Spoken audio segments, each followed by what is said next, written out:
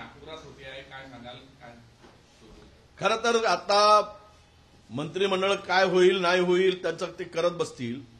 आता शेतकरी आत्महत्या करतोय मोठ्या प्रमाणामध्ये. सोयाबीनला भाव नाही, कापसाला भाव नाही.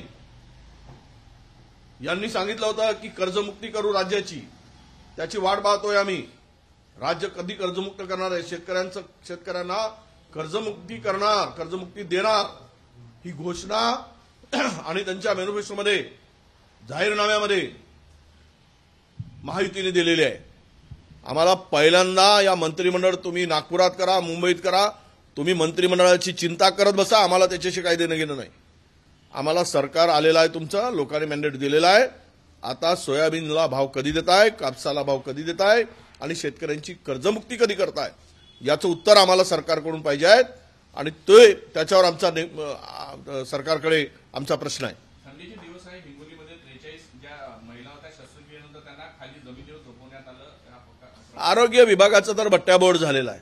बोगस औषधी, बोगस खरेदी, भ्रष्टाचार. आता बघतो आम्ही किती स्वच्छ कारभार करतात ते. चोरांचा सुळसुळाट झालाय. तुम्ही कितीही पैसे खा, 100ची नोट खा, 500ची नोट खा, पण लोकांना जे मूलभूत गरजा आहेत ते तर द्या.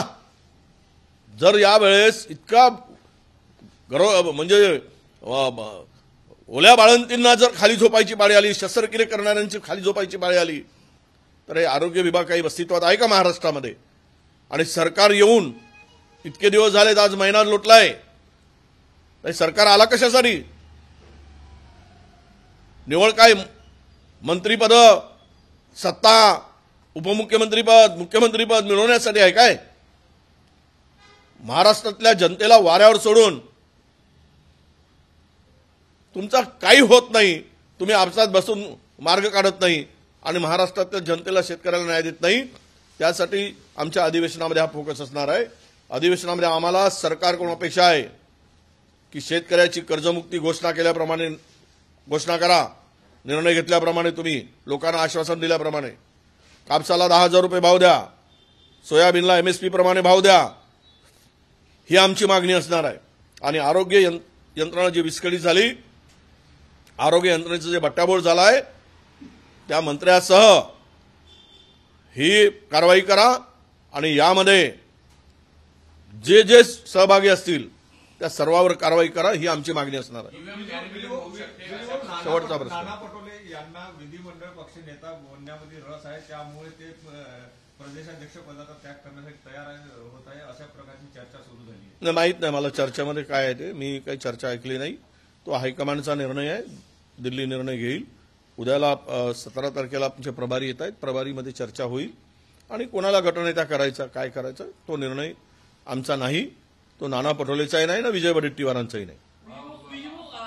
16 आमदार काँग्रेसचे आलेले आहेत, त्यामुळे पुन्हा पक्षाची उभारणी करण्यासाठी नव्या विचारांची किंवा नव्या पद्धतीने नियोजनाची गरज असं वाटतंय. नाही, नव्या विचाराची नाही. पक्ष ठीक आहे, राजकारणात हार जीत हो सगळं होत असतं, परंतु मला तरी आता असं वाटतं की हायकमांड या संदर्भात गांभीर्याने चर्चा करत आहे.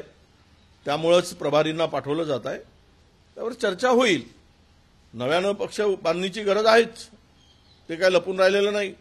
कारण आम्ही कुठल्याही लाटेमध्ये 16पर्यंत आलो नाही, पण यावेळेस आलो कुठलीही लाट नसताना. ते एक अचंबितच आहे. त्यामुळे ईव्हीएमचा किती सहभाग आहे, लोकांचा किती सहभाग आहे, हे सगळ्या गोष्टी होतील, हे पुढे येतील कालांतराने. आणि सरकारने आमची सगळ्यांची मागणी आहे की बॅलेट पेपरवर घ्या. जग जर बॅलेट पेपरवर निवडणुका घेते तर भारतातील हे सरकार, मोदी सरकार का घाबरतं? यांनी करावं अशी आमची मागणी आहे.